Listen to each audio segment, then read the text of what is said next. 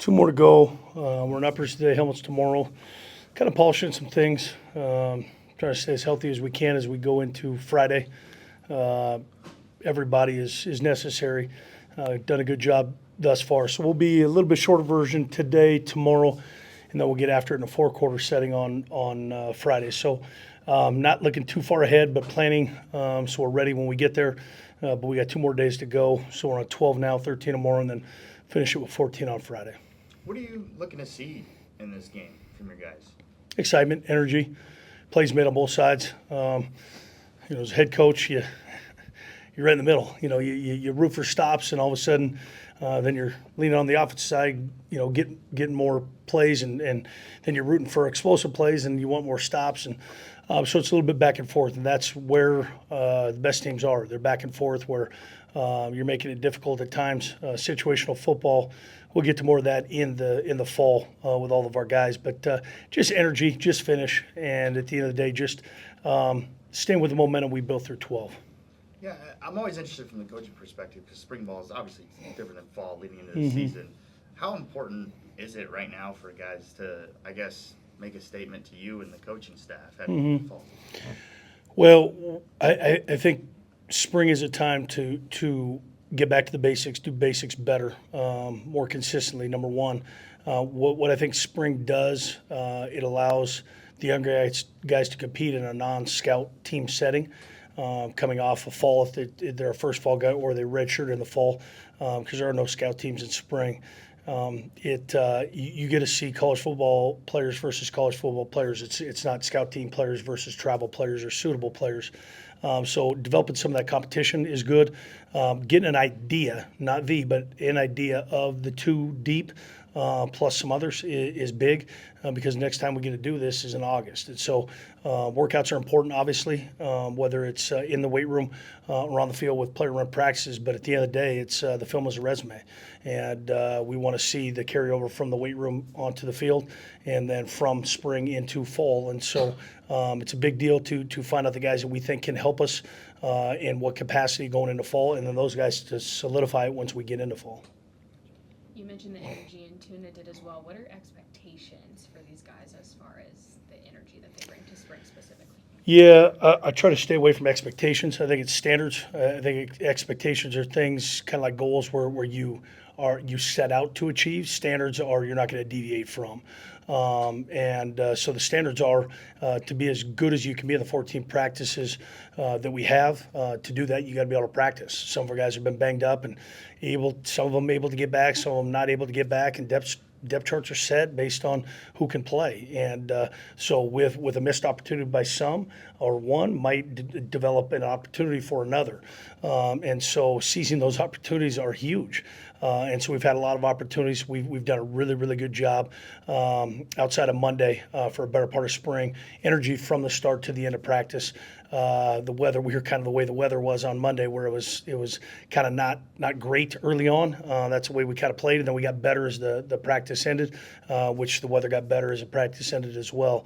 But just continue to harp on the leadership aspect, the continuity aspect, because no one keeps score in spring. There's way more laughs in April than there are in August, and then all of a sudden you're doing the same things in August that you laughed at in April, and they become more serious. And so you have to have a spring element to it because no one's keeping score.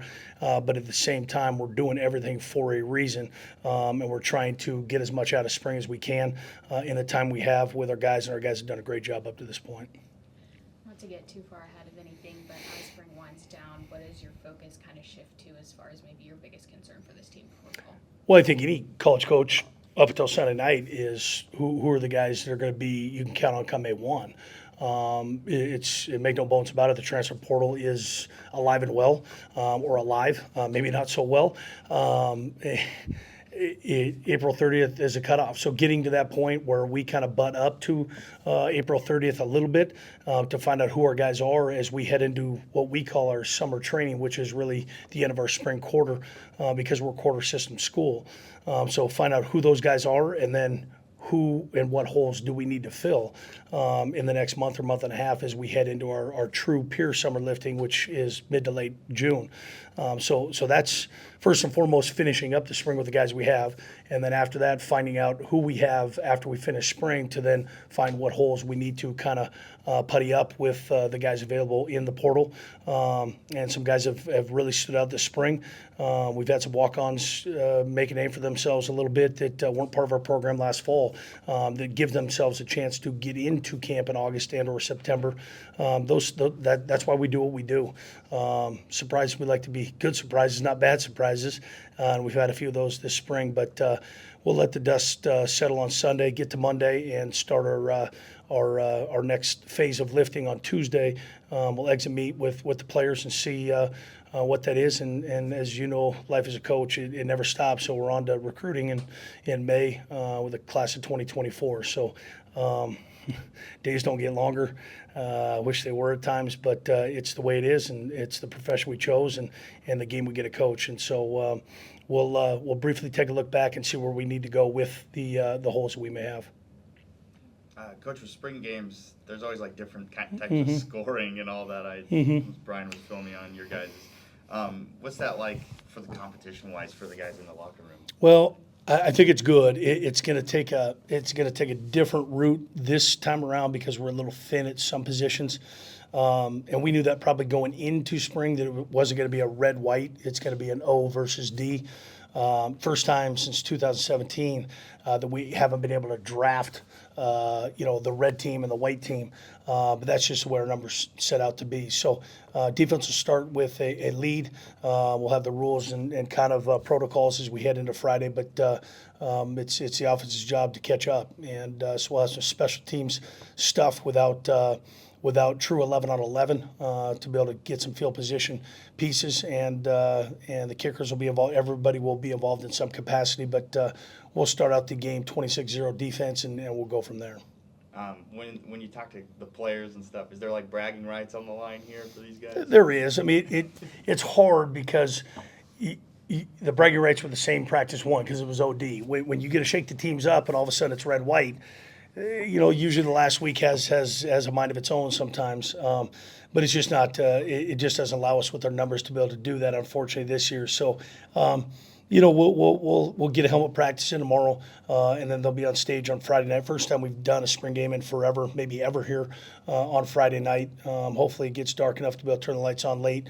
So we'll be 4 12-minute quarters with a 10-minute halftime and play it out that way. So bragging rights are great, but it's whoever has the bragging rights, at about 8 o'clock on Friday night that really matters most. Thank you. Thanks, Coach.